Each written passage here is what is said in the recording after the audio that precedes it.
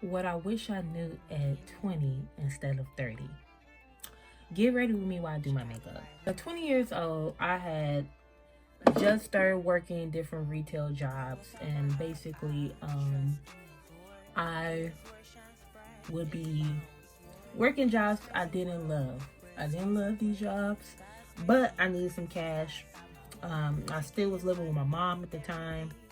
I think I was taking a couple classes at city colleges, but I wasn't really understanding, why it was so important, why education was so important to me.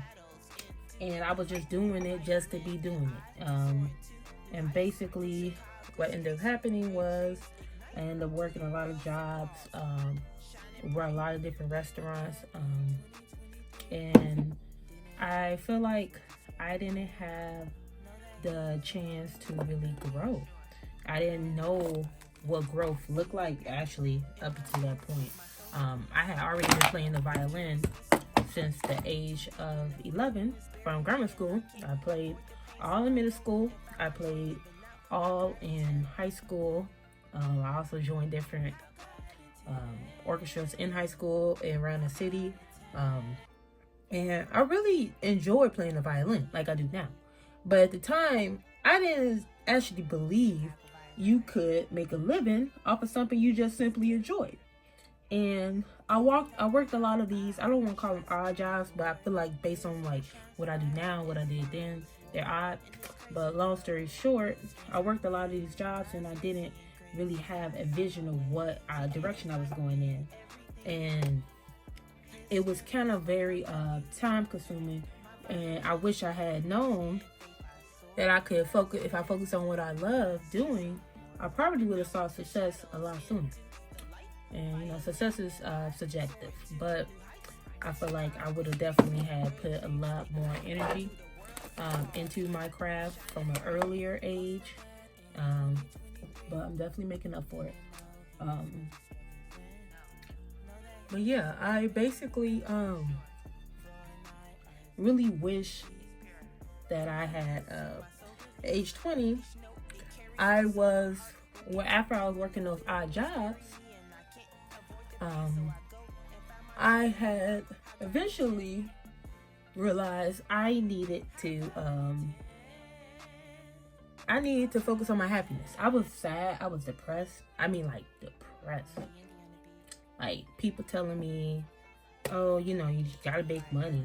And I mean, at the age I was at, 20, I still didn't know that there was a chance for me to make money from music. But I ended up working for a nonprofit, and I think that opportunity gave me the freedom and the paycheck for me to get my own place. I got my own place, and then I no longer work at the nonprofit. So now I'm worried about how I'm going to be able to afford to live there. So I was applying for jobs, and I wasn't getting hired. I could go move back. Yes, I could go move back with my mom, but I definitely didn't want to. Didn't plan to. So when I wasn't eventually getting hired, I said, well, before I give up and go live with my mom, let me give this violin career a try. And the rest is history. So basically, I kind of started my career based off of trying to afford a living. But I was doing a lot of events for practically nothing. $100. Just the opportunity, exposure. And I was in my early 20s, and some people look at that and may think like, oh, you were being used. And in retrospect, I feel like I was. But at the time, I was still developing, I had played the violin for so long that it was natural for me to play in any setting, just like it is now. But at that time in my life, I had believed that I had been playing the violin for so long, but I never had like someone really like take me under their wings. Now, I had an amazing violin teacher by the name of Robert Fisher, who I feel emotional about, because he passed away about 4 years ago. But long story short, he helped me, because I went after him, and I went to Lane Tech High School. I made sure that I met him. I remember seeing him in the orchestra rooms, and I asked my orchestra teacher who was that, and he told me he was a Sinfietta player from Chicago Sinfietta, a violist, and I asked if I could take lessons, and that's how it all got started. So besides me seeking him, you know, and I wasn't the best student, and I laughed because like I really wasn't like always on top of myself. So with that said, so this was all new for me, like literally. And I almost want to say it still is, but I've been doing this for a minute now. So it's not new anymore. It may be new-ish. If anything, I'm kind of technically young based on my age. But point is, I had to kind of figure it out on my own. And while figuring it out on my own, I needed to really make sure I was doing what I needed to do in terms of making sure that, and just pretty much anything you could think of where you think a performer will need. And it was rough. It was so rough. It was rough because I really had no guidance. Like, I have my mom in my life as far as like for my morals and everything, but I'm talking about in the music industry, out there performing for people, collaborating. That was all new for me. I grew up in a very religious house. We went to church on Sundays and had Bible studies on Tuesdays around the dinner table. So I didn't necessarily, was encouraged. I wasn't encouraged to be out here technically in the secular world. But I love hip hop. I don't necessarily agree with every hip hop artist. I don't group them all together, but I love hip hop enough where that's what I like being around. That's what I like being a part of. I had to create this lane. And by the way, sorry I'm not telling you all my makeup products, but eventually I will. But yeah, long story short, I'm so excited because now, like in my 30s, now I'm so aware of like, oh, that's why things didn't go according to plan. I was unprepared. Like, I wasn't sure myself. Now I'm overly confident, But at age 20, I didn't know that, I could be my own boss.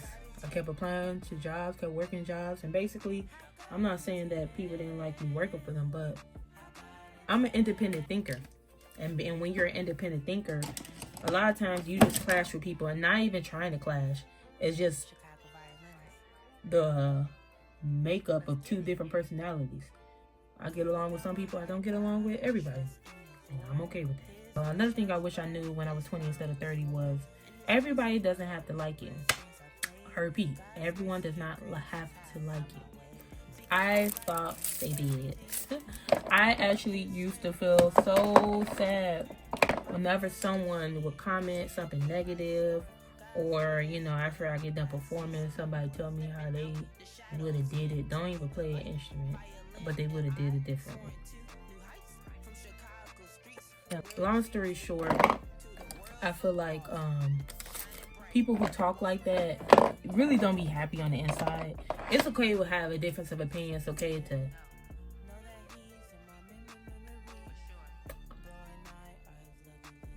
for something not to be your cup of tea or whatever that may be. But I feel like it's another thing to deliberately try to like bring someone down. I think there's some type of like hate attached to that sometimes we don't always know where it's coming from. I feel like I had to go through that without anyone telling me, fix it now. I'm like, no, like me. Oh God. So with that said, that's how that went. I kind of learned that it's okay. I learned to have my own opinion about things. I learned to who was for me, who wasn't for me. And basically, I feel like, now that I know what I know now I'm so much more happier. Now I'm not like chasing behind people or, wanting people to be my friend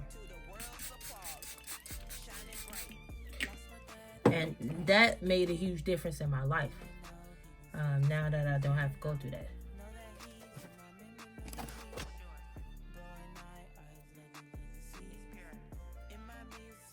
And basically, now that I know how to love myself better, now that I know that everyone's not going to like me, now that I know how to make sure that I have success in my life, I don't worry about the things that I used to worry about. And I'm so much happier. So thank you so much for listening. I'm going to go to my event, and I hope you guys have a good night.